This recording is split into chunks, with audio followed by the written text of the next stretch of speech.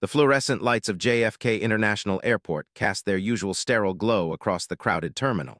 Maria moved through the bustling crowd with practiced ease, her worn black suitcase trailing behind her on squeaky wheels. She wore a simple navy blue dress and comfortable walking shoes, her graying hair pulled back into a neat bun. At 53 years old, Maria had learned to move through the world quietly, without drawing attention to herself. It was a skill she had perfected over 3 decades of working as a domestic helper for wealthy families in New York City. Today was supposed to be special. After saving for nearly 2 years, Maria had finally purchased a ticket to visit her daughter in Los Angeles. Had moved there 5 years ago to pursue her dreams of becoming a nurse, and Maria had not seen her since Christmas 2 years prior. The excitement bubbled inside her chest as she thought about holding her daughter again, meeting her new boyfriend, and seeing the small apartment had described in such detail over their weekly phone calls. Maria checked her watch nervously. She still had an hour before boarding, but she liked to be early. Being late was not something she could afford, not in her line of work, not in her life. She had learned that lesson the hard way many years ago. Punctuality and reliability were the pillars upon which she had built her modest existence in this expensive city. As she made her way toward her gate, she passed by the usual airport scene.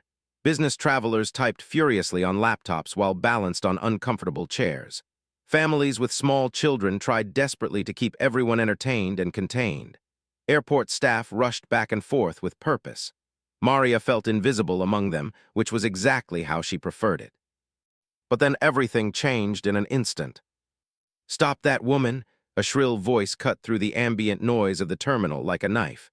"Someone stop her right now!" Maria froze, her heart suddenly hammering in her chest. She looked around, trying to identify where the commotion was coming from and who was in trouble. Other travelers stopped as well, heads turning, phones coming out, that modern instinct to record anything unusual. "You there, with the blue dress and the black suitcase?" The voice was getting closer, more insistent, more aggressive. Maria's stomach dropped as she realized the voice was talking about her. She turned slowly to see a well-dressed white woman in her early 40s striding toward her with determined steps. The woman wore an expensive cream-colored pantsuit, designer sunglasses perched on her head, and carried a leather handbag that probably cost more than Maria's rent for 2 months. Her hair was perfectly styled, and her makeup was flawless. Everything about her screamed wealth and privilege. "Yes, don't you dare try to walk away," the woman shouted, her voice dripping with accusation and authority. Maria stood completely still, confused and frightened. "I'm sorry, ma'am, I think there's been some mistake," she said quietly, her voice steady despite the fear creeping up her spine. "Mistake? The only mistake here is you thinking you could steal my jewelry and just waltz through this airport like nothing happened." The woman was now standing directly in front of Maria, close enough that Maria could smell her expensive perfume. The accusation hit Maria like a physical blow. Steal? Jewelry? What was this woman talking about?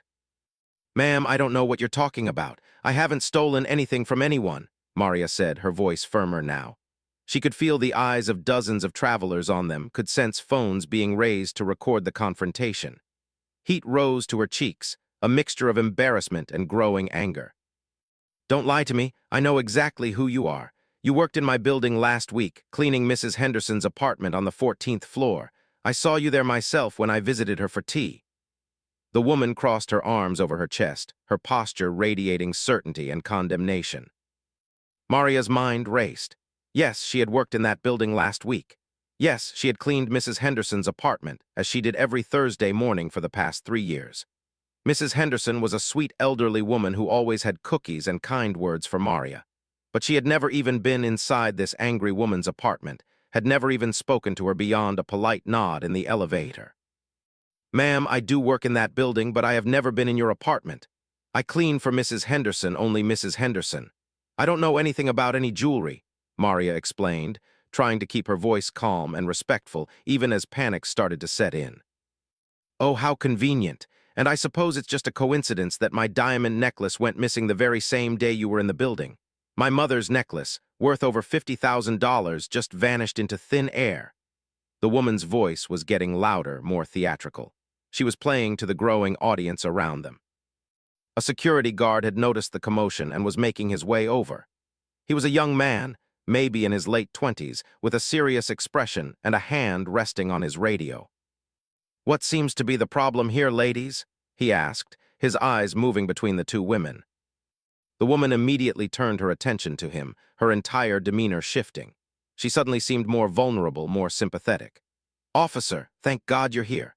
This woman worked as a maid in my apartment building, and the same day she was there, my extremely valuable family heirloom disappeared. I've been looking for her everywhere, and I just happened to spot her here trying to leave town." "That's not true," Maria protested, her voice rising despite her best efforts to remain calm. "I've never been in her apartment. I only clean for one resident in that building. I don't know anything about any necklace." The security guard held up a hand. "Okay, let's all calm down. Ma'am," he addressed the woman, "have you filed a police report about this theft?" "I certainly have," she said, pulling out her phone. "I can show you the case number right now. The police have been investigating for days." "And you, ma'am," the guard turned to Maria, "can you provide some identification?" Maria's hands trembled as she reached into her purse for her wallet. She pulled out her driver's license and her work identification card from the cleaning agency she contracted through. The guard examined them carefully. "Maria," he read aloud, "and you work for Elite Domestic Services." "Yes, sir, for nearly 30 years, Maria replied, her voice thick with unshed tears. This couldn't be happening, not today, not when she was finally going to see her daughter. "Officer, I demand that you search her luggage immediately," the woman insisted. "I'm certain you'll find my necklace in there. Why else would she be fleeing the city so suddenly?" "I'm not fleeing anywhere. I'm going to visit my daughter in Los Angeles. I've had this ticket for 2 months. Maria could feel her control slipping, could feel the hot tears beginning to form in her eyes. She blinked them back furiously. She would not cry in front of this woman, in front of all these strangers with their cameras and their judgmental stares. The security guard looked uncomfortable. "Ma'am, I can't just search someone's luggage without probable cause or consent. This is a serious accusation." "Probable cause? She worked in my building, she had access, my necklace disappeared, and now she's trying to leave town. What more probable cause do you need?" The woman's voice had taken on a sharp, entitled edge. Other travelers had formed a loose circle around them, watching the drama unfold. Maria could hear whispers, could feel their eyes on her. She knew what they were thinking. She had seen it before, had felt it countless times in her life. A black woman in a modest dress being accused by a wealthy white woman. The narrative wrote itself in people's minds before they even knew the facts. "I'll consent to a search," Maria said suddenly, her voice clear and steady. She looked directly at the woman. "I have nothing to hide. Search my bag, search me. You won't find anything because I didn't take anything." The security guard looked relieved at the consent, though still somewhat uncertain. "Are you sure, ma'am? You have the right to refuse." "I'm sure. I want this settled right now. I want everyone here to see that I have done nothing wrong." Maria placed her suitcase flat on the ground and stepped back from it. The guard called for backup on his radio, and within minutes, 2 more security personnel arrived, including a female officer. The crowd had grown larger, phones held high, recording every moment. Maria felt like she was in a nightmare, one of those dreams where you're standing in public in your underwear, exposed and vulnerable. The female officer knelt down and unzipped Maria's suitcase. Inside were neatly folded clothes, nothing expensive or fancy. A couple of dresses, some casual pants and shirts, undergarments, a bag, a worn paperback novel, and a small wrapped package that Maria had intended as a gift for. Everything was organized with care, the packing of someone who didn't own much but took care of what she had. The officer went through each item methodically, checking pockets, unfolding clothes, opening the bag. She did so with a professional detachment, but Maria noticed she was being respectful, not throwing things around or making a bigger mess than necessary. The woman watched with her arms crossed, her face set in an expression of smug certainty. She was so confident, so sure that her accusation would be proven right at any moment. But as the search continued, and the officer moved through each item without finding anything resembling a diamond necklace, the woman's expression began to change. The smugness wavered, replaced by confusion and then annoyance. "Check the lining of the suitcase," she demanded. "She could have hidden it there." The officer ran her hands along the interior lining of the luggage, checking for any irregularities or hidden compartments. Nothing. "Check her purse," the woman insisted, her voice taking on a desperate edge. Maria handed over her purse without being asked. The officer went through it with the same methodical care. Wallet with $43 in cash, some coins, her identification, a few business cards, her phone, a small pack of tissues, some receipts, a tube of lip balm, and a photograph of in a small plastic frame. No necklace, no jewelry of any kind except for the simple silver cross on a chain that Maria wore around her neck, a gift from her late mother. The silence that followed was heavy and awkward. All of Maria's belongings were laid out for everyone to see, her entire life on display in the middle of a busy airport terminal. The poverty of her possessions was evident, the worn edges of her clothes, the generic brands of her toiletries, the careful way everything had been maintained and mended. "Well," Maria said quietly, looking directly at the woman, "did you find your necklace?" The woman's face had gone red. She must have hidden it somewhere else, or maybe she already sold it, or gave it to an accomplice. You can't just let her go. "Ma'am," the first security guard said, his tone now much cooler toward the accuser, "we've conducted a thorough search with consent and we've found nothing. Without any evidence, I can't detain this woman." "This is ridiculous. I know she took it. Who else could have taken it?" The woman's voice was shrill now, her composure completely shattered. Maria bent down and began repacking her suitcase, her hands shaking slightly. She carefully refolded each item, trying to restore some order to the chaos of the last 20 minutes. As she worked, she felt the weight of humiliation pressing down on her shoulders. Even if they had found nothing, even if she had been proven innocent, the damage was done. All these people had watched her be accused, had seen her reduced to this moment of public scrutiny. "I want to press charges," the woman suddenly announced. "If the police investigate properly, I'm sure they'll find evidence. She's clearly guilty." "Ma'am, you're welcome to contact the police, but I have to advise you that making false accusations can also have legal consequences," the security guard said firmly. "False accusations? How dare you? I know what I know." But even as she said it, some of the certainty had drained from her voice. Maria finished packing and stood up, closing her suitcase with a decisive zip. She looked at the woman one more time, really looked at her, and saw something she hadn't expected. Behind the anger and the accusations, behind the expensive clothes and the entitled attitude, there was something else. Fear, maybe, or loss. The woman claimed her mother's necklace had been stolen. Maybe that part was true, even if the accusation against Maria was not.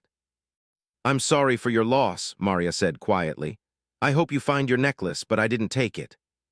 The woman opened her mouth, then closed it again, seemingly at a loss for words in the face of Maria's simple dignity. The security guard handed Maria back her identification. "You're free to go, Ms. I apologize for the inconvenience. I hope you enjoy your trip to Los Angeles." Maria nodded, not trusting her voice. She took her documents with trembling hands and turned toward her gate. The crowd was slowly dispersing, though many eyes still followed her. She could hear murmurs, could imagine the videos already being uploaded to social media with various captions and interpretations. As she walked away, she heard the woman behind her, still arguing with security, still insisting she was right, still demanding that something be done. But Maria kept walking, putting one foot in front of the other, focusing on the simple act of moving forward. She found a quiet corner near her gate and sat down heavily in one of the uncomfortable plastic chairs. Her whole body was shaking now that the adrenaline was wearing off. She checked her phone and saw she still had 40 minutes until boarding. 40 minutes to sit with what had just happened, to process the humiliation and the anger and the sadness that was washing over her in waves. Maria closed her eyes and took a deep breath. She thought about seeing her daughter's face, about the reason she was taking this trip. She couldn't let this ruin it. She wouldn't let that woman take this away from her. But even as she tried to calm herself, Maria knew that something had shifted.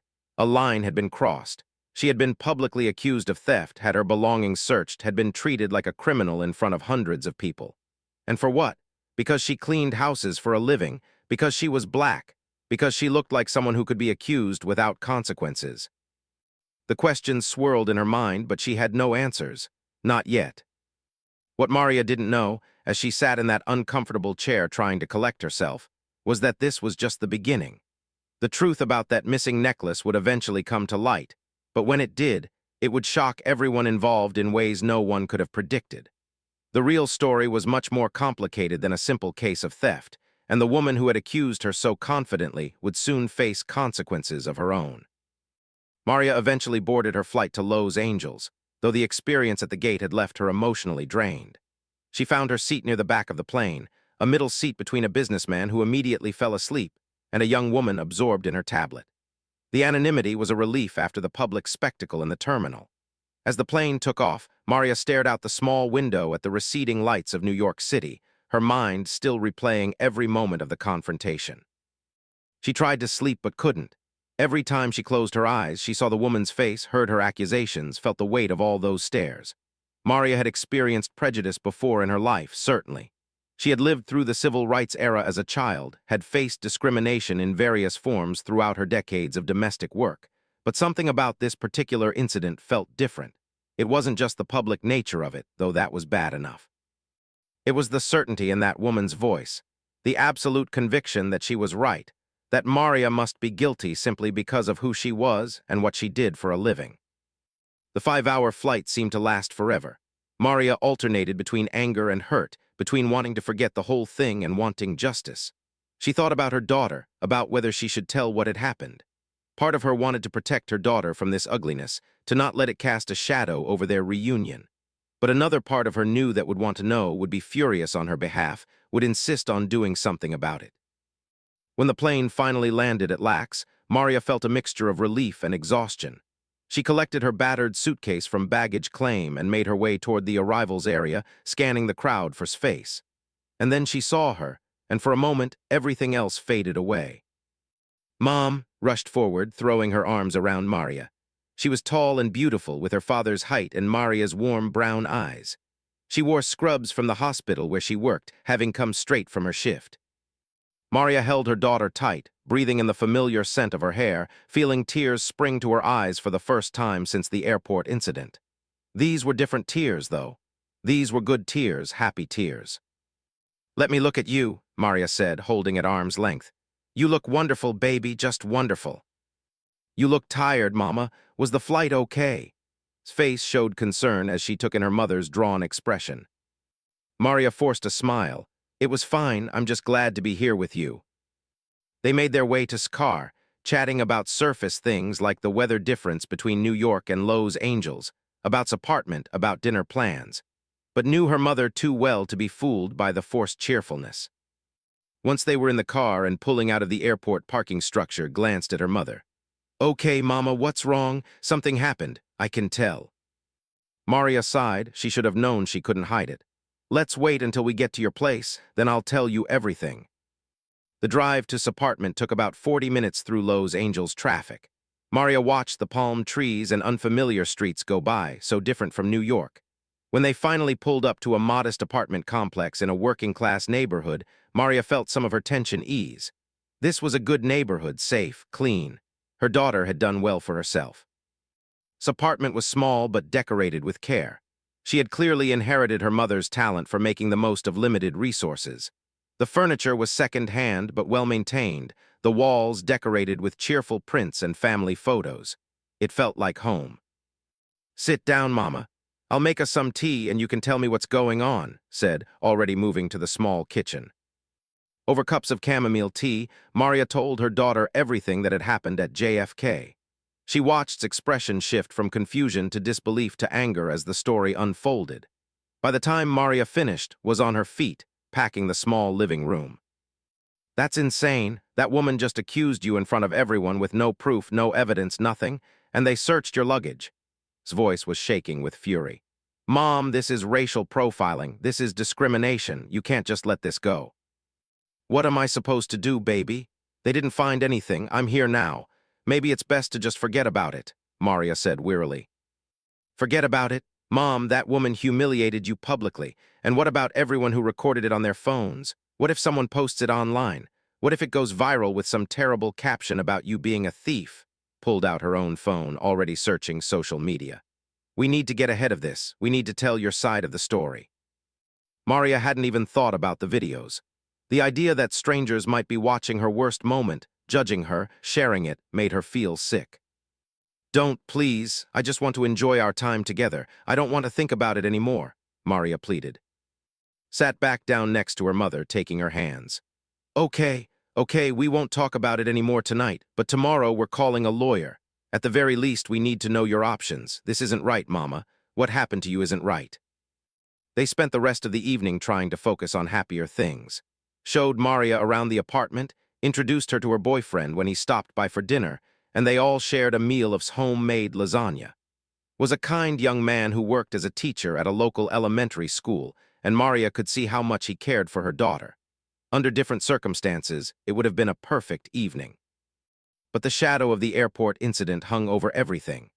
Maria couldn't fully relax, couldn't fully enjoy these precious moments with her daughter because part of her mind was still back in that terminal, still living through that humiliation.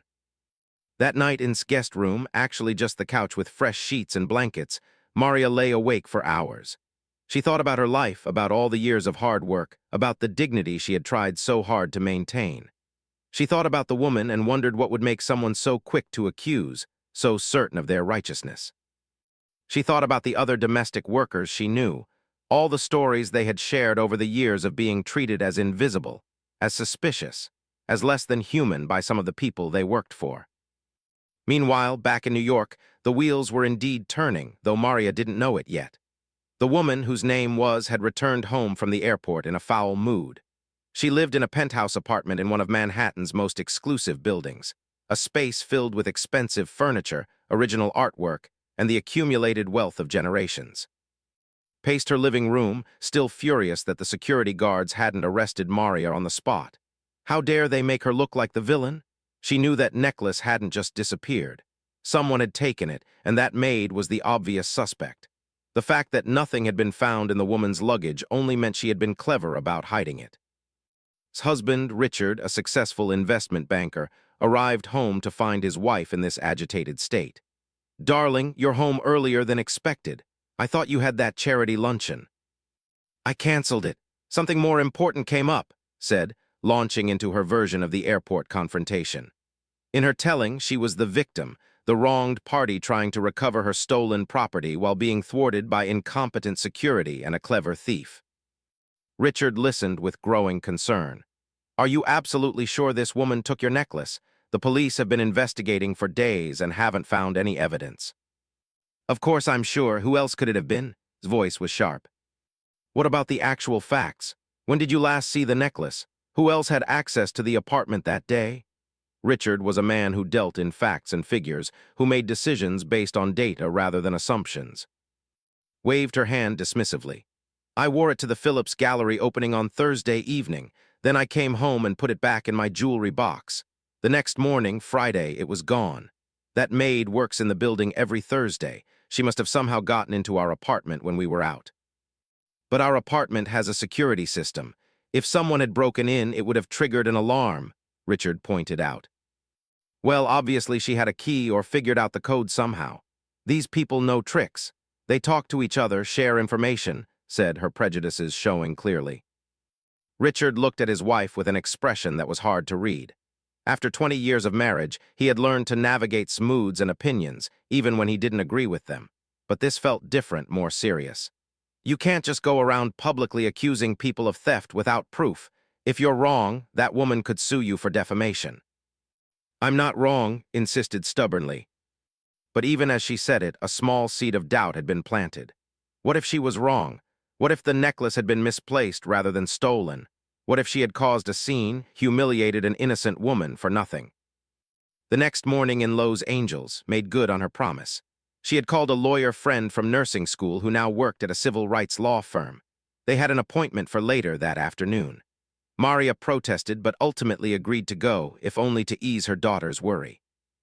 The law office was in a modest building in downtown LA.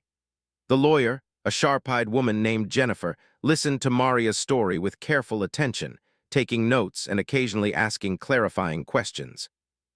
"Ms., what happened to you is unfortunately not uncommon," Jennifer said when Maria finished. "The good news is that you have several potential legal options. You could pursue a civil lawsuit against Ms. for false accusation and defamation, especially if videos of the incident circulate publicly. You could also file a complaint about the security procedures at the airport." "I don't want to sue anyone. I just want to be left alone," Maria said quietly. Jennifer nodded sympathetically.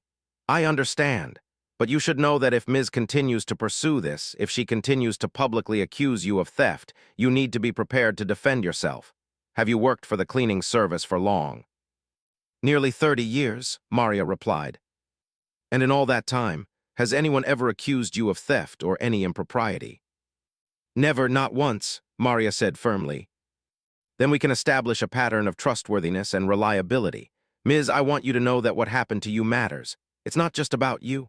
Every time something like this happens and goes unchallenged, it reinforces the idea that certain people can be accused without consequence, while others can make accusations without proof. Jennifer's voice was passionate but not pushy. Squeezed her mother's hand. At least let her send a letter to that woman, Mama. Let her know that you have legal representation, that she can't just spread lies about you. Maria looked between her daughter and the lawyer. She felt tired, so tired of fighting, of always having to prove her worth, her innocence, her humanity. But she also thought about all the other women like her, all the other domestic workers who faced similar situations. Maybe and Jennifer were right. Maybe silence wasn't the answer. Okay, Maria said finally. Send the letter, but I don't want to pursue a lawsuit unless I have to. Jennifer smiled. That's fair. I'll draft a cease and desist letter today and send it to Ms. It will inform her that any further accusations or defamatory statements will result in legal action. Sometimes that's enough to make people back down. What none of them knew was that the truth about the missing necklace was about to come to light in the most unexpected way. Certainty was about to be shattered, and the real story behind the disappearance would reveal something far more complicated than a simple theft. The letter from Jennifer arrived at its apartment 2 days later. Richard found it in the mail and opened it before came home from her yoga class. He read it carefully, his expression growing more serious with each line. When arrived home, freshly showered and feeling virtuous after her workout, she found Richard sitting at their dining room table with the letter in front of him. We need to talk, he said, his voice grave. What's wrong? She asked, noticing his expression. This is what's wrong, Richard said, sliding the letter across the table to her. That woman you accused at the airport has retained legal representation. She's threatening to sue you for defamation if you continue to make accusations against her. Snatched up the letter and read it quickly, her face flushing with anger. This is ridiculous. I'm the victim here. My necklace was stolen. Listen to me carefully. I've been thinking about this situation a lot over the past few days. I went back through our security logs, Richard said slowly. What security logs? Looked confused. Our building has security cameras in all the common areas, including the elevator and hallways. I contacted building management and asked to review the footage from the day you claimed the necklace was stolen. Richard's voice was calm but firm. His face went pale. You did what? Why would you do that without telling me? Because I wanted to know the truth, Richard said simply. And here's what I found. That maid, Maria, she was in the building on Thursday, as you said. The footage shows her arriving at 9 in the morning and going directly to Mrs. Henderson's apartment on the 14th floor. She stayed there for approximately 3 hours and then left the building. At no point did she come to our floor. At no point did she attempt to access our apartment. There's no way she could have stolen your necklace. The silence that followed was deafening. Opened her mouth, then closed it, then opened it again. But then who took it? It has to be her. She must have come back somehow or... Stop, Richard said, his voice gentle but tired. You accused an innocent woman. You humiliated her publicly, and you did it based on nothing but assumption and prejudice. That's not fair. His voice trailed off. Even she couldn't finish the sentence in a way that justified her actions.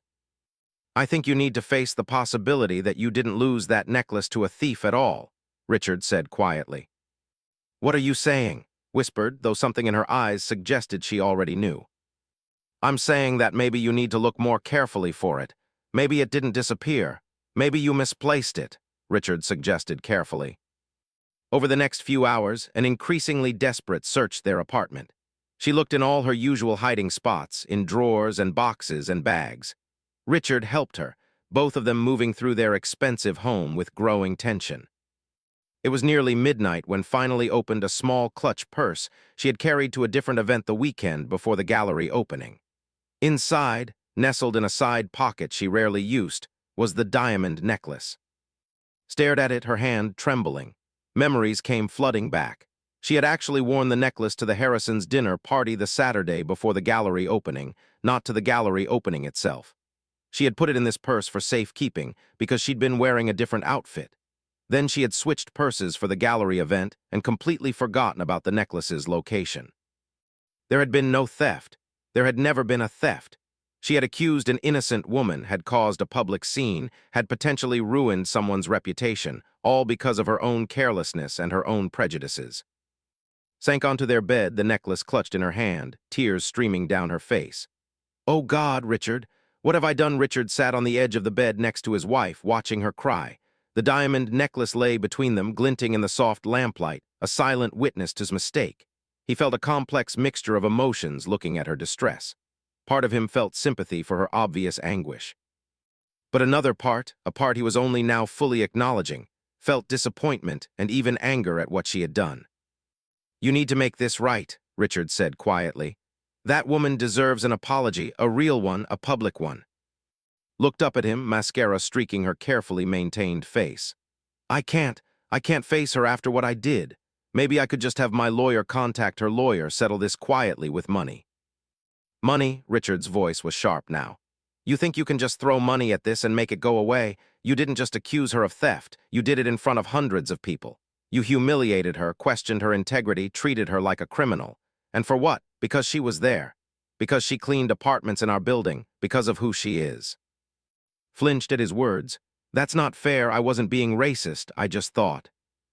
"What did you think? Really think about it. Would you have accused someone who looked like you, someone dressed in expensive clothes, someone from our social circle? Would you have been so quick to assume guilt? So certain without any evidence?" Richard's questions hung in the air. Couldn't answer because deep down, she knew the truth. She had made assumptions based on Maria's race, her occupation, her appearance. She had seen a black maid and jumped to conclusions that she never would have made about someone from her own world. The realization was crushing. "I'm a terrible person," whispered. "No," Richard said, his voice softening slightly. "But you did a terrible thing, and now you have to do the hard work of making it right, not for your sake, but for hers." Meanwhile, in Los Angeles, Maria was trying to enjoy her visit with despite the cloud hanging over them. They had spent the past few days exploring the city, visiting Monica Pier, walking through museums, cooking meals together. Had taken them to his school, where Maria got to see the colorful classroom where he taught second grade. Had shown her the hospital where she worked, introducing her to colleagues with obvious pride. But beneath all the pleasant activities, Maria couldn't shake the feeling of violation from the airport incident. She jumped every time her phone rang, worried it might be more trouble. She found herself watching people watching her, wondering if they had seen a video online, if they recognized her as that maid who got caught at the airport. Noticed, of course, her daughter had always been perceptive. One evening, as they sat on small balcony watching the sunset, brought it up again. "Mama, I know you said you didn't want to pursue this legally, but I really think you should reconsider," said gently. "That woman needs to face consequences for what she did." Maria sighed. "Baby, I understand why you're upset. I'm upset too. But pursuing this legally means dragging it all out, reliving it over and over. It means potentially going to court, being questioned, being judged all over again. I don't know if I have the strength for that." "You're the strongest person I know," said fiercely. "And you taught me never to let people walk all over me. You taught me to stand up for what's right. Why won't you do that for yourself?" Before Maria could answer, her phone rang. The number was unfamiliar, a New York area code. Maria's heart rate picked up as she answered cautiously. "Hello. Ms., this is Jennifer. I'm glad I reached you." The lawyer's voice came through clear and professional. "I have some news that I think will interest you." Maria put the call on speaker so could hear. "What kind of news?" "I received a call this afternoon from attorney. It seems Ms. has found her necklace. It was never stolen. She misplaced it herself." Jennifer's voice carried a note of satisfaction. "They're requesting a meeting to discuss a settlement." Maria and looked at each other, eyes wide. "She found it," Maria repeated, needing to hear it again to believe it. "Yes, apparently it was in a purse she had forgotten about. There was no theft, which means her accusations against you were completely unfounded," Jennifer explained. "Now, here's where it gets interesting. They want to settle quickly and quietly. They're offering compensation in exchange for your agreement not to pursue defamation charges or speak publicly about the incident." How much? Asked immediately. They started at $50,000, Jennifer said. But I think we can negotiate for significantly more. What she did to you was serious, Ms. She defamed you publicly. If any videos of the incident have been posted online, the damage to your reputation could affect your ability to work. You have a strong case. Maria's mind was reeling. $50,000 was more money than she had ever had at one time in her life. It was nearly twice her annual salary. With that kind of money, she could finally fix the leak in her apartment that her landlord kept ignoring, could help with her student loans, could maybe even take another vacation someday. But something about accepting money to stay quiet didn't sit right with her. I need time to think about this, Maria said slowly. Can I call you back tomorrow? Of course, but Ms., I do want to emphasize that this is a generous offer. Many people in your situation would jump at this kind of settlement, Jennifer advised. After they hung up, immediately started talking about all the things Maria could do with that kind of money. But Maria was quiet, lost in thought. What's wrong, Mama? This is good news. That woman was wrong, everyone will know she was wrong, and you'll be compensated for what she put you through, said. It is good news, Maria agreed. But something bothers me about taking money to keep quiet. If I accept this settlement with a non-disclosure agreement, that woman never has to face what she did. She pays some money, which probably doesn't even matter to someone that rich, and she goes on with her life. Meanwhile, every other wealthy person who wants to accuse their help of something can do the same thing. Sat back, considering, so what do you want to do?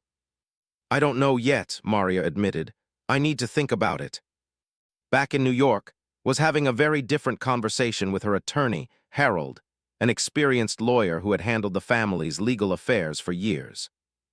Harold, is $50,000 enough? Should we offer more to make this go away faster? Asked anxiously. She had been a wreck since finding the necklace, barely sleeping, unable to focus on anything else. $50,000 is a reasonable starting point for this type of situation, Harold assured her. Most people in Ms.'s financial situation would be very motivated to accept that offer and move on. We've included a comprehensive non-disclosure agreement in the settlement terms. What if she doesn't accept it? What if she wants to take this to court? His anxiety was palpable. Then we negotiate higher. But honestly, I think you need to prepare yourself for the possibility that this might not stay quiet regardless of what we offer, Harold said carefully. If videos of the incident have already been posted online, if the story has already started to spread, a non-disclosure agreement won't erase what's already out there. Hadn't even thought about that. She had been so focused on finding the necklace, then on dealing with the immediate aftermath of finding it, that she hadn't considered the broader implications. Have you looked? Are there videos online? Harold pulled out his tablet. I had my paralegal do some searching. There are a few posts on social media from that day, taken by bystanders at the airport. So far they haven't gained much traction, just a few hundred views each. But that could change, especially if Ms.'s side of the story comes out. Watched in horror as Harold pulled up one of the videos. There she was, her voice sharp and accusing, pointing at Maria while security guards searched through the older woman's modest belongings. Even with the shaky phone camera work and poor audio quality, could see how bad it looked. She could see the fear and humiliation on Maria's face. She could hear her own voice, so curt, so judgmental, so wrong. Oh God, whispered, I look like a monster. You look like someone who made a mistake, Harold corrected, though his tone suggested he thought monster might not be far off. The question now is how you handle it going forward. His phone buzzed with a text message from her friend, who was part of her social circle of wealthy Manhattan wives. Have you seen this? Is this you? The message included a link to one of the airport videos. Stomach dropped. If had seen it, others in their social circle would too. The humiliation she had inflicted on Maria was now circling back to her. She imagined the whispers at the country club, the looks at charity events, the social media comments from people in her community. I need to apologize to her, said suddenly. Face to face, a real apology, not just a legal settlement. Harold looked surprised. I would advise against direct contact. It could complicate the legal situation. I don't care, said, her voice stronger now. Richard is right. This isn't about protecting myself. This is about making things right with a woman I wronged terribly. Can you reach out to her lawyer and ask if Ms. would be willing to meet with me? Harold hesitated, then nodded. I'll make the call, but but be prepared for her to say no. She has every right to refuse to see you." The request for a face-to-face meeting made its way to Jennifer, who called Maria that same evening. Maria was sitting with, and the three of them having dinner and discussing the settlement offer. "Ms. wants to meet with you in person to apologize," Jennifer explained. "This is highly unusual in these situations. My professional advice is to decline and proceed with settlement negotiations through lawyers only, but the decision is yours." Maria's first instinct was to refuse. The last thing she wanted was to face that woman again, to relive that terrible day.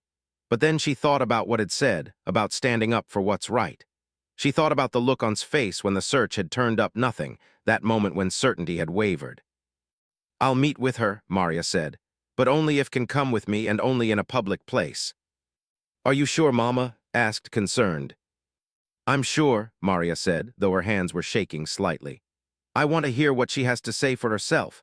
I want to look her in the eye when she admits she was wrong." The meeting was arranged for 3 days later, giving Maria time to finish her visit in Los Angeles and return to New York. The location was a quiet coffee shop in Midtown Manhattan, neutral territory, with both lawyers present. Those 3 days passed in a strange blur for both women. Spent the time trying to figure out what to say, how to possibly convey the depth of her regret. She wrote out apologies on paper, practicing them, but everything sounded hollow and insufficient. How do you apologize for stripping away someone's dignity? How do you make up for the harm caused by prejudice and false accusation? Maria spent those same days steeling herself for the encounter. She bought a new dress for the meeting, something dignified and professional. Insisted on coming back to New York with her, unwilling to let her mother face this alone. They flew back together and took a week off from her nursing job to be there. The morning of the meeting arrived cold and gray, typical November weather in New York. Maria arrived at the coffee shop first, along with Jennifer. They chose a table in the back corner, away from other customers but still visible, still public. When walked in 15 minutes later, followed by her lawyer, Maria felt her breath catch.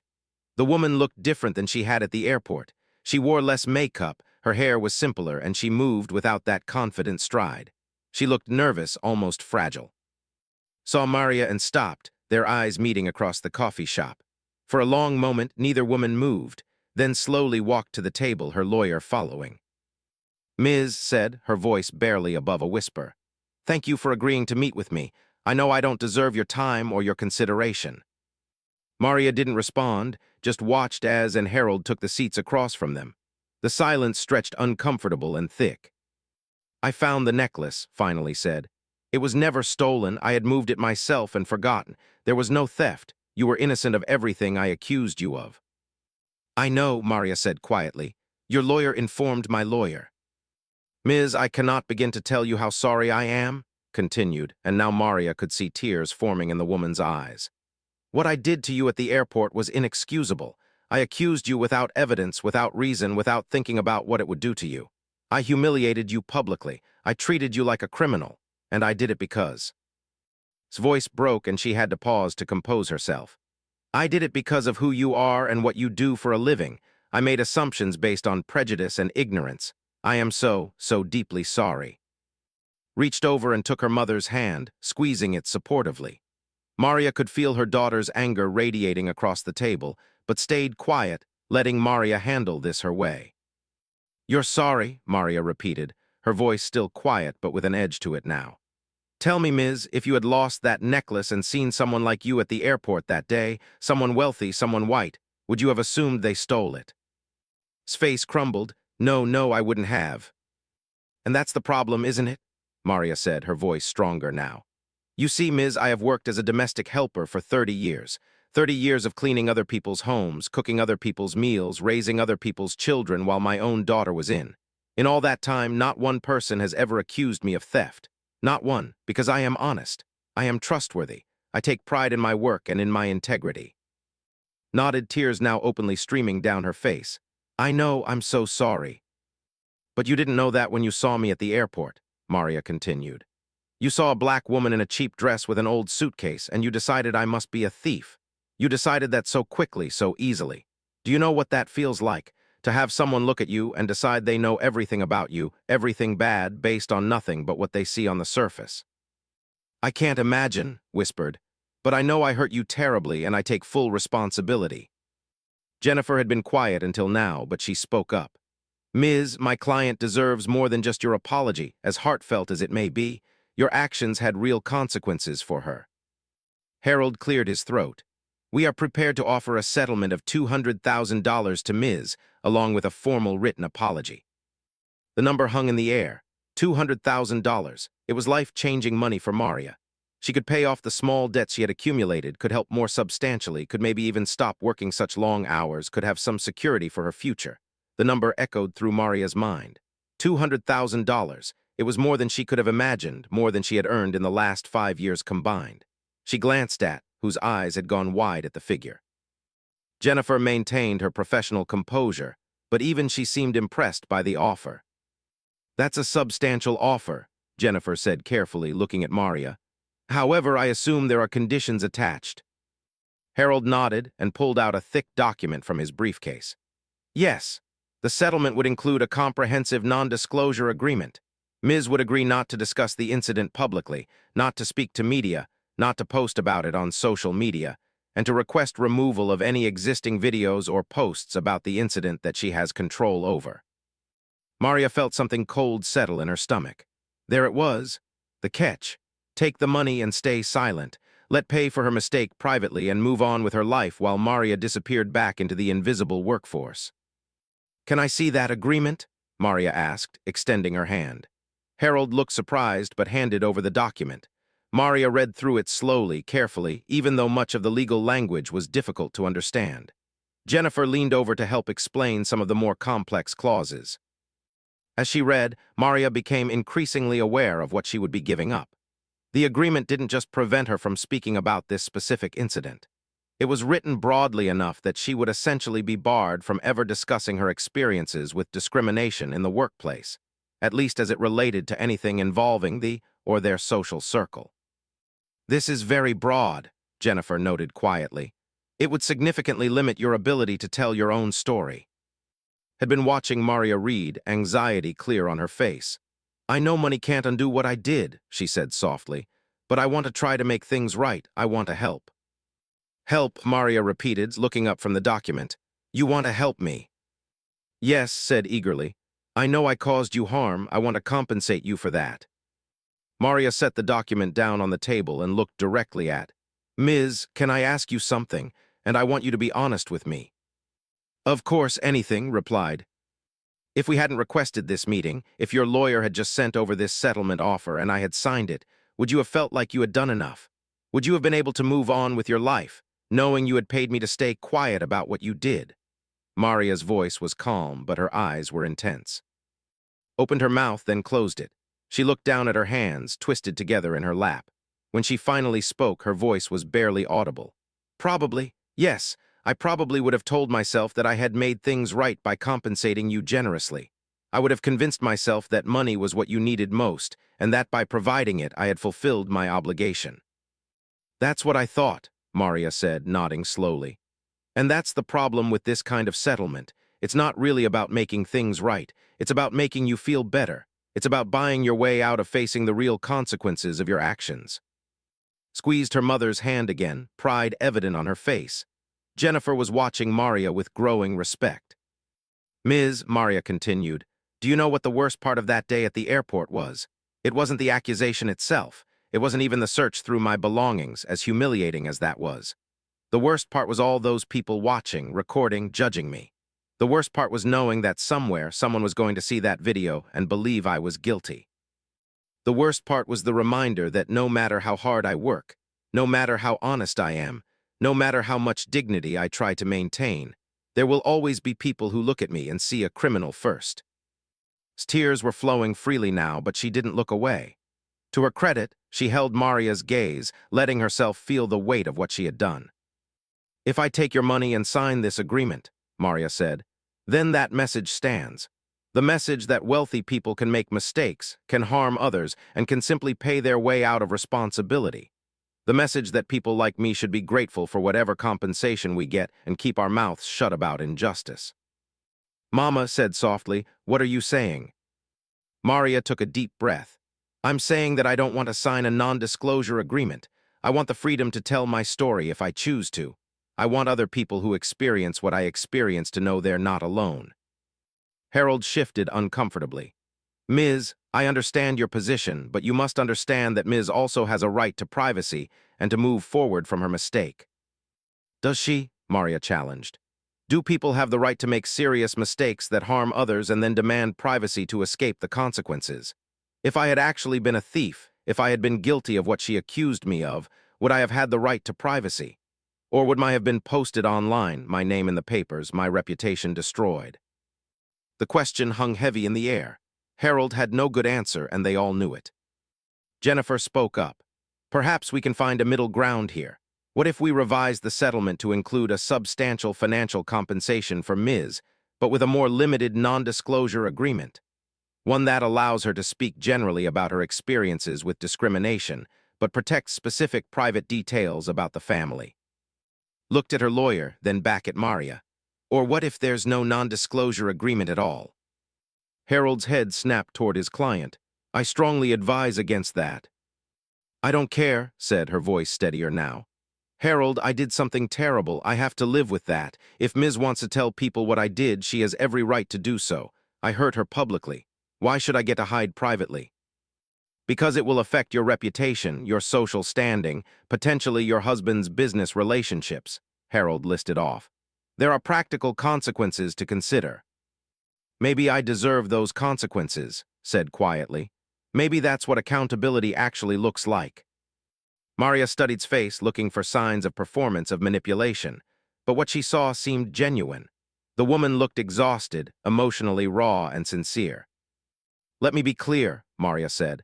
I'm not interested in revenge. I'm not interested in destroying your life, Ms., but I am interested in truth.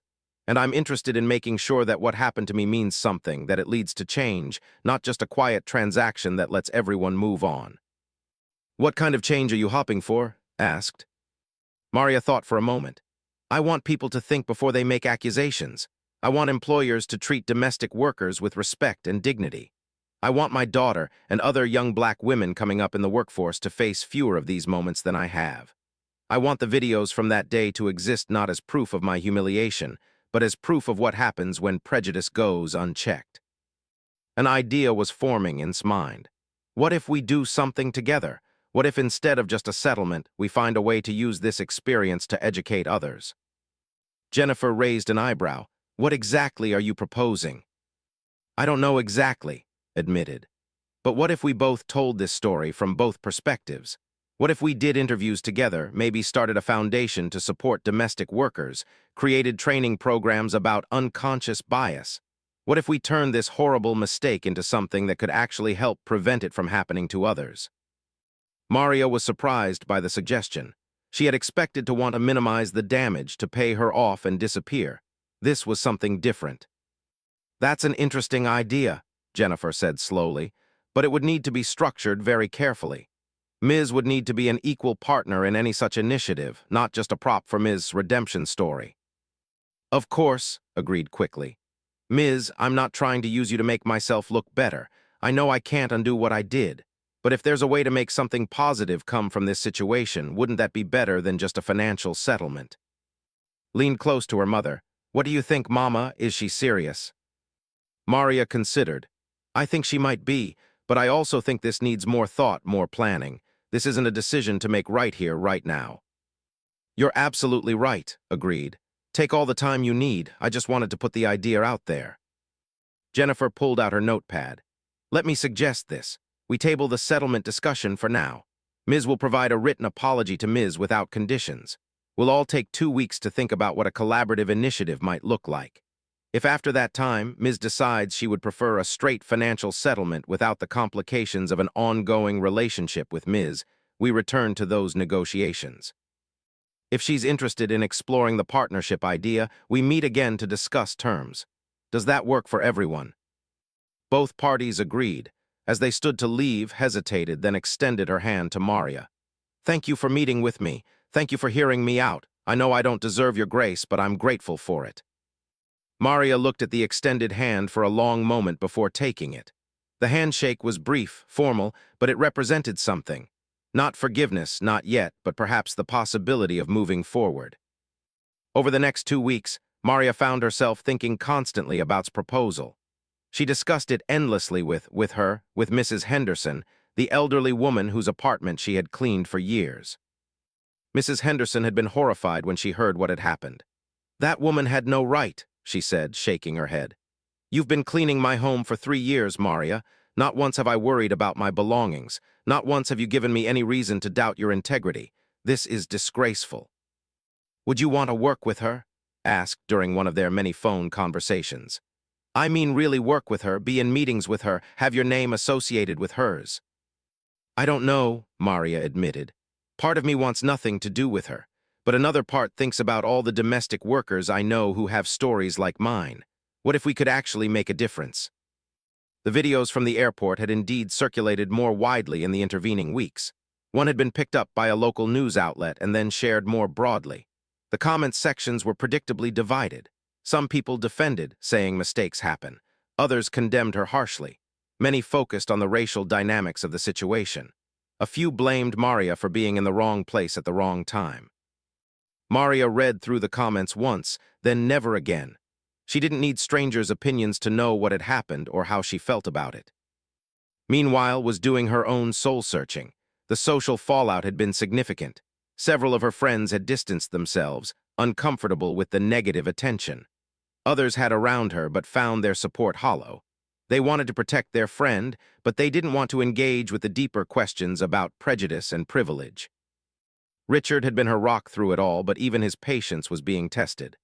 "I support you trying to make this right," he said one evening. "But I need to know you understand what this is really about. This isn't just about apologizing for a mistake. This is about confronting your own biases, your own assumptions. Are you ready to do that work?" "I think so," said. "I mean, I want to be, but I'm scared. What if I mess up again? What if I say the wrong thing or do something that hurts Ms. Moore?" "Then you apologize and learn and do better," Richard said simply. "That's what growth looks like. It's uncomfortable and messy and sometimes embarrassing, but it's necessary." Had also been doing research, reading books about racial bias, about the experiences of domestic workers, about the history of discrimination in America. It was eye-opening and uncomfortable. She saw patterns in her own behavior that she had never noticed before, assumptions she had made without questioning. She reached out to a diversity consultant, a black woman named Dr. Tracy Williams, who had a reputation for being brilliant and no-nonsense. In their first meeting, Dr. Williams laid it out plainly. "Ms., let me be clear about something. You don't get credit for trying to fix a problem you created. The fact that you're here reading books, educating yourself, that's what you should have been doing all along. That's basic human decency, not heroism." Nodded, accepting the blunt feedback. "I understand. I'm not looking for credit. I'm looking for guidance. If Ms. agrees to work with me on some kind of initiative, I don't want to make more mistakes. I don't want to center myself in a story that isn't about me." "Good," Dr. Williams said.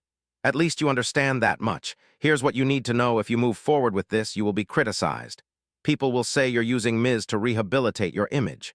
People will say you don't deserve redemption. Some of that criticism will be fair. Some of it won't be.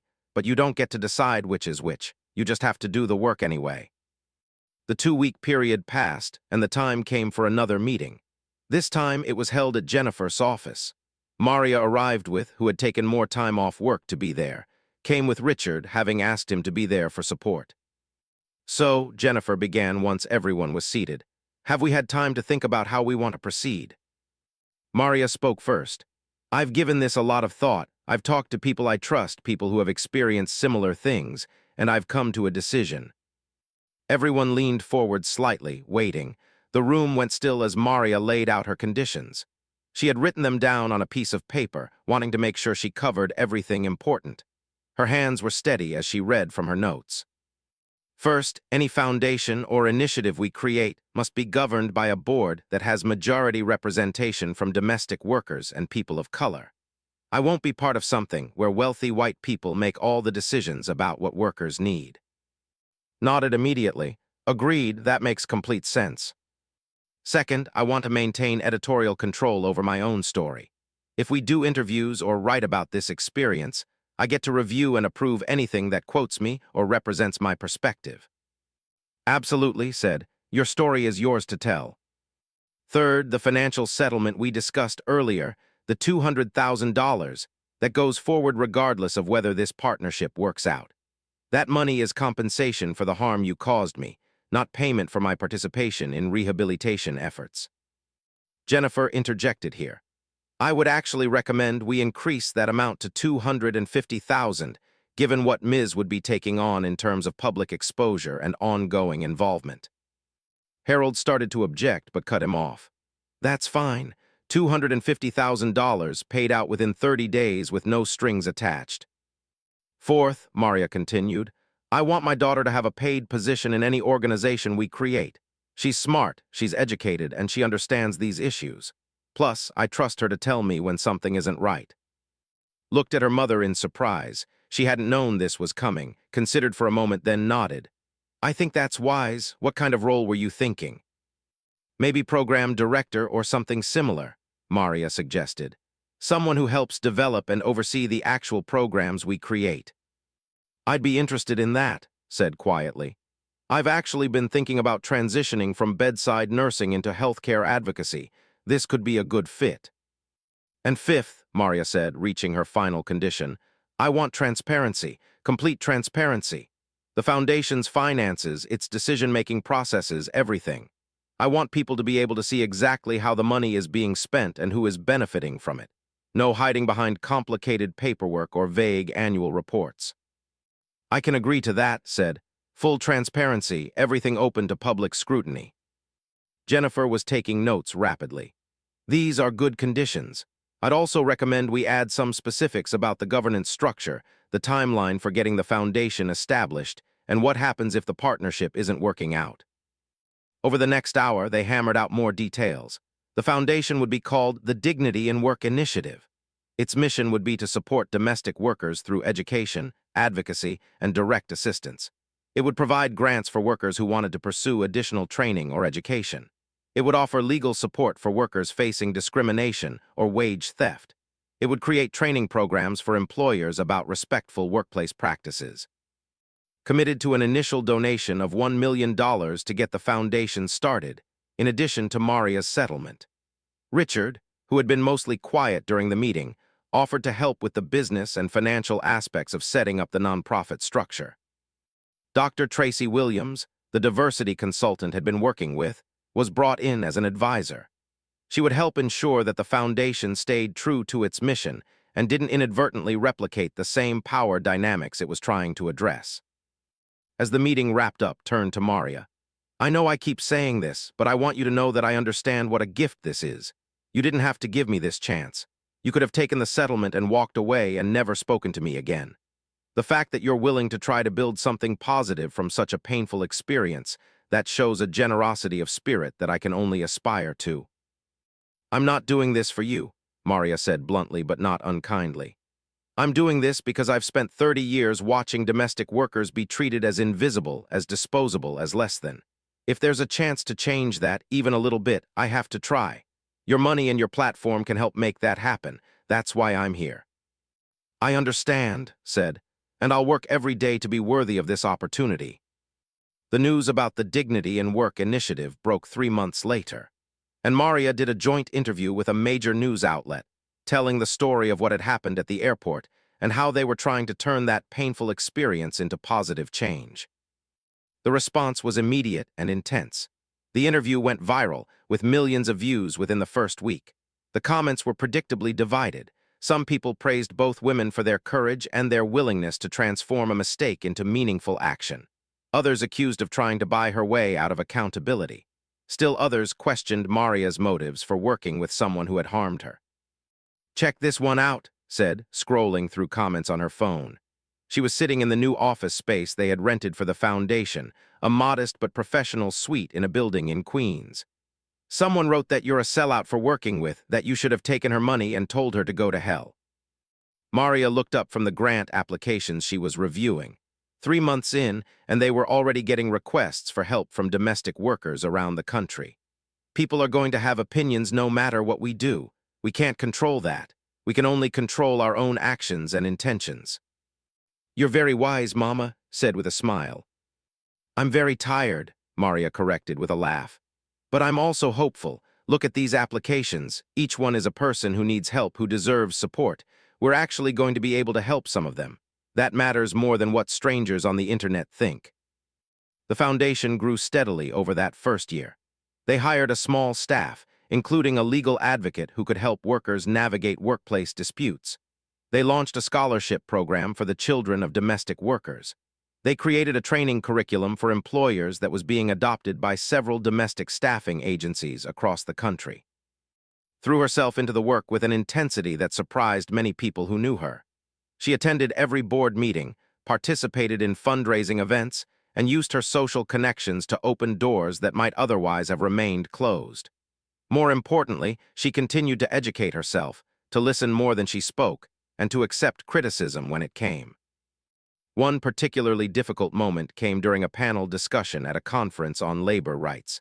A woman in the audience stood up and challenged directly. How do we know you're not just doing all this to make yourself feel better? How do we know you've actually changed, and this isn't just performance? Could have gotten defensive. She could have pointed to all the work the foundation was doing, all the money she had donated, all the time she had invested. Instead, she took a breath and answered honestly. You don't know, she said. I can't prove to you that I've changed. I can only show you through my continued actions over time. But here's what I do know. I was wrong. I was prejudiced. I hurt someone badly because of my own biases. Those are facts. Whether I've genuinely changed or whether I'm just performing, that's something you'll have to judge for yourself. But I'm going to keep doing this work regardless of whether anyone believes in my redemption, because it's the right thing to do. The answer didn't satisfy everyone, but it was honest, and that counted for something. Maria faced her own challenges. Some of her fellow domestic workers were suspicious of her partnership with. A few accused her of becoming too close to management, of forgetting where she came from. Those accusations stung, but Maria understood where they came from. I haven't forgotten anything, she told a group of workers at a community meeting in the Bronx. I still know what it's like to be invisible, to have people look through you like you're not even there. I know what it's like to count every penny, to worry about making rent, to feel like you're one accident away from losing everything. That's exactly why I'm doing this work. Not because I've moved beyond it, but because I'm still in it. By the end of the first year, the Dignity in Work initiative had helped over 200 domestic workers with various issues ranging from wage disputes to legal support to educational grants. They had trained over 50 employers on better workplace practices. They had successfully for stronger protections for domestic workers in New York state legislation. The anniversary of the airport incident came around, and both women found themselves reflecting on how far they had come. They met for coffee, something they did occasionally now to discuss foundation business, and increasingly as something resembling friends, though the relationship was complicated and would always carry the weight of its origins. I saw you on the news last week, said. That interview about the new legislation was really powerful. Thanks, Maria said. It felt good to be part of making that happen, real policy change, not just charity. That's all you know, said. I write checks and show up to meetings. You're the one who understands what workers actually need, who can speak to legislators with authority about these issues. We both bring something to this, Maria said. That's what makes it work. They sat in comfortable silence for a moment. Two women who would never have known each other if not for a terrible mistake, now bound together by their shared commitment to preventing others from experiencing what Maria had experienced. Can I ask you something? Said hesitantly. Do you think you'll ever really forgive me, not just work with me, but actually forgive me for what I did to you? Maria considered the question carefully. I don't know. Some days I think I have. Other days I remember how it felt to stand in that airport with everyone watching, thinking I was a thief, and the anger comes back. But I think forgiveness isn't always a destination you reach. Sometimes it's a choice you make over and over again. I choose to work with you. I choose to believe you're sincere. I choose to focus on what we're building together. Maybe that's enough. Nodded, accepting the honest answer even though it wasn't the complete absolution she might have hoped for. Thank you for that, for your honesty, for everything. You know what's strange? Maria said. If you hadn't accused me that day, if none of this had happened, I would have gone to Lowe's Angels, had a nice visit with, come back to New York, and just kept cleaning apartments until I was too old to work anymore. It wasn't a bad life, but it was limited. Now look at us. We've helped hundreds of people. We've changed actual laws. We've started conversations about issues that people usually ignore. Are you saying you're glad it happened? Asked carefully. No, Maria said firmly. What you did to me was wrong and it hurt, and I wouldn't wish that experience on anyone. But I am glad about what came after. I'm glad we found a way to create something meaningful from something painful. The second year brought new challenges and opportunities. The foundation expanded to other cities, opening satellite offices in Los Angeles, Chicago, and Miami. Had fully transitioned from nursing and was now working as the full-time program director, proving to be brilliant at developing new initiatives and managing the growing staff. Maria cut back her cleaning work to part-time, focusing more of her energy on the foundation. She became a sought-after speaker on issues of workers' rights and dignity in labor. Major universities invited her to speak. Policymakers consulted with her. She before state legislatures and even once before a congressional committee. It was surreal sometimes, this new life. Maria would catch sight of herself in a mirror before a speaking engagement, dressed in a good suit that had helped her pick out, preparing to address a room full of important people, and she would think about that day at the airport. She would remember the fear, the humiliation, the feeling of being reduced to nothing more than someone else's prejudice. But she had refused to stay reduced. She had taken that moment and transformed it, not by pretending it didn't hurt, but by insisting that it means something beyond her own pain. Transformation was also ongoing. She had lost some friends from her old social circle, people who thought she was being too dramatic about the whole thing, who didn't understand why she couldn't just move on. But she had gained new relationships, deeper ones, built on shared values rather than shared zip codes. Her relationship with Richard had strengthened through the process. He had seen her confront her own worst impulses and work to become better, and he loved her more for it. They had started having different kinds of conversations at their dinner table, about privilege and responsibility, about how to raise their children to see other people's humanity. Also continued her work with Dr. Williams, the diversity consultant. Those sessions were often uncomfortable, pushing to examine assumptions she didn't even know she held. But discomfort was part of growth, and had learned to sit with it rather than run from it. 3 years after the airport incident, the Dignity in Work Initiative held a major fundraising gala. It was held at a beautiful venue in Manhattan, attended by celebrities, politicians, business leaders, and most importantly, by dozens of domestic workers who had been helped by the Foundation's programs. Maria stood at the podium to give a speech, looking out at the crowd. She saw Anne, who had gotten engaged 6 months earlier. She saw her from elite domestic services, including Mrs. Henderson, who had become one of the Foundation's biggest supporters. She saw Anne and Richard, sitting with their teenage children, whom had made sure to educate about what had happened and why the Foundation existed. 3 years ago, Maria began, I stood in an airport and was accused of a crime I didn't commit. Someone looked at me and saw a thief instead of a person. It was one of the worst days of my life. The room was silent, everyone listening. But that terrible day led to something I never could have imagined. It led to this foundation. It led to real help for real people. It led to laws being changed and attitudes being shifted. It led to hundreds of workers being treated with more dignity and respect. Maria paused, gathering her thoughts. I'm not going to stand here and say I'm glad it happened. I'm not going to romanticize discrimination or pretend that everything happens for a reason. What happened to me was wrong, but what we did with it, what we built from it, that was right. And that's the choice we all have when faced with injustice. We can let it break us, or we can let it build something. The applause was thunderous. Maria stepped down from the podium and was immediately surrounded by people wanting to thank her, to share their own stories, to express their gratitude for the Foundation's work.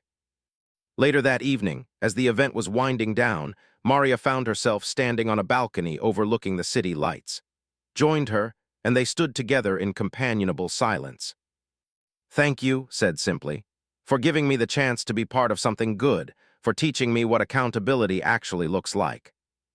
Thank you for being willing to learn, Maria replied, for putting your money and your privilege to good use, for not running away when things got uncomfortable. They stood there a while longer, 2 women who had started as accuser and accused, who had become collaborators, and who had somehow, impossibly, become something like friends. The journey hadn't been easy, and it wasn't over. There would be more challenges ahead, more growth required, more work to be done. But looking out over the city where it had all begun, Maria felt something she hadn't felt in a long time. She felt hopeful. Not naively hopeful, but the kind of hope that comes from doing hard work and seeing it make a difference. The kind of hope that acknowledges pain but refuses to be defined by it. The airport incident had revealed the worst of human nature, the quick judgments and casual cruelty that people of color faced every day. But what came after revealed something else, something better. It revealed the possibility of change, the power of accountability, and the potential for growth. The truth that had emerged from that confrontation at the airport shocked everyone, but not in the way anyone expected. Yes, there was shock when found the necklace in her own purse, proving Maria's innocence. But the real shock, the lasting shock, was what came next. It was two women from completely different worlds choosing to do the hard work of building something together. It was the transformation of a moment of injustice into a movement for change. Years later, when people asked Maria about that day at the airport, she would tell them the whole story. Not just the accusation and the humiliation, but everything that followed. The difficult conversations, the foundation, the lives changed, the policies reformed, the dignity restored not just for her but for hundreds of other workers. The worst thing that ever happened to me, she would say, led to some of the best work I've ever done. Not because the bad thing was secretly good, but because we refused to let it be the end of the story. We insisted on writing a better ending. And that perhaps was the most shocking truth of all. That pain and prejudice didn't have to have the final word. That accountability and action could transform even the most shameful moments into opportunities for growth and change. That two women, thrown together by injustice, could build something that would outlast them both and help thousands of people they would never meet. The Dignity in Work initiative continued to grow and evolve. It became a model for similar organizations in other countries. The training programs Maria and developed became industry standards. The scholarship fund sent dozens of workers' children to college. The legal advocacy helped win precedent-setting cases that strengthened workers' rights. And through it all, Maria continued to show up, continued to speak her truth, continued to insist that domestic workers deserved dignity and respect. She became a voice for people who had spent their lives being told they should be silent and invisible. She proved that you could be heard, could matter, could make a difference, no matter where you started or what obstacles you faced. The story that began with an accusation at an airport became a story about redemption, about justice, about the hard work of building a better world. It became a reminder that the truth, when it finally emerges, can shock us in the best possible way. Not by confirming our worst assumptions, but by showing us the possibility of transformation. Maria had walked into JFK International Airport as a woman invisible to much of society, someone whose value was measured only by the cleanliness of the homes she maintained. She left that airport humiliated and hurt, but she didn't stay that way. She became a force for change, a champion for the voiceless, proof that one person's dignity, when defended fiercely enough, can uplift an entire community. And who had walked into that airport certain of her righteousness and her judgments, learned the hardest lesson of her life. She learned that privilege could blind you to your own prejudices, that certainty could lead to cruelty, and that redemption required more than apologies. It required action, accountability, and the humility to be taught by someone you had wronged. The truth that emerged shocked everyone because it was complicated and uncomfortable and ultimately hopeful. It showed that people could change, that mistakes could be transformed into meaning, and that justice didn't always look the way we expected it to. Sometimes justice looked like two unlikely partners building something beautiful from something broken, one decision at a time, one worker helped at a time, one mind changed at a time. And if that wasn't shocking enough, consider this. 3 years after that terrible day at the airport, Maria was nominated for a humanitarian award for her work advocating for domestic workers' rights. And standing beside her when she accepted that award, applauding along with everyone else, was not as the woman who had accused her, though that history would always be part of their story, but as her partner in the work, her colleague in the fight for dignity and justice. That was the truth that emerged. That was what shocked everyone. Not that evil exists in the world, because everyone already knew that, but that even evil, or at least prejudice and injustice, could be confronted and transformed into something that helped heal the very wounds it created. That was the shock. That was the truth. And that was the lesson that would continue to ripple outward, touching lives and changing minds for years to come. "I want to explore the partnership idea," Maria said, "but I have conditions." but there was still the matter of the non-disclosure agreement. But that revelation was still to come. For now, Maria simply waited for her flight, trying to hold onto her dignity and her hope, unaware that the wheels of truth were already beginning to turn.